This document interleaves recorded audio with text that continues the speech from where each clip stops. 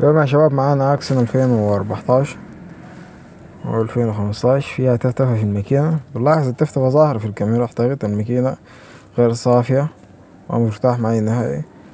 لاحظ التفتفة حقت الماكينة، الزبون مغير كيبلات جديدة وما زالت المشكلة موجودة.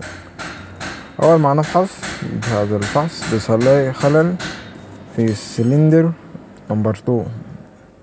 لمبة الماكينة بتأشر معي دايما، كل ما يكون في تفتفة لمبة الماكينة بتكون غير ثابتة، بتأشر تطفت ولا والذي سلندر 2 مسفاير ديتكتد، في مسفاير في رقم 2. دايما الأكسنات فيها عيب شائع في الضفير حقت الكويلات نتيجة للحرارة بتكون فيها مشاكل.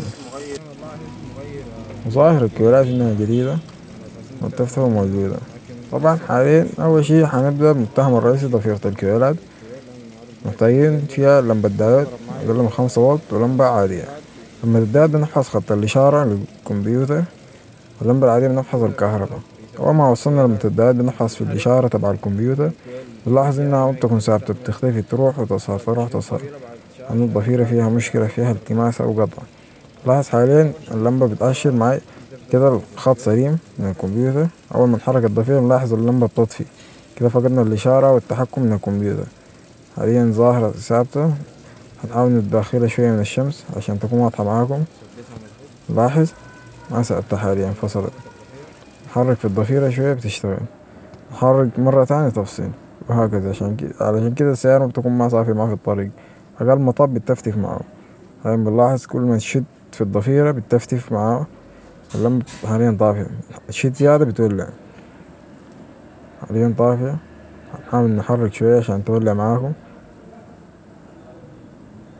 ولعت شوية وطفت لسه. حاليا ولعت.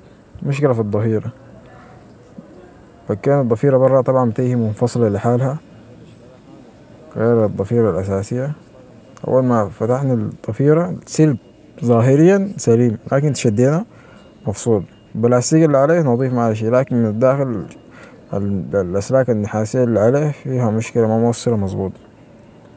هنطلع البنة من مكانها، هنعالجها. لازم طبعا طريق اللحام لف بالإيد ما ينفع. هذا شكل البنة بعد لحمناها مع السلك، لاحظ أثر اللحام. وهنعمل عازل بلاستيك علشان نوصل بين السلك الجديد والقديم مع البنة. ده شكل العازل، ممكن تشتري من أي محل قطع يبيع قطع إلكترونية أو قطع الغيار، مرات بيجيبوا. طبعا ده عازل ممتاز أحسن من تلف بالشريط العادي.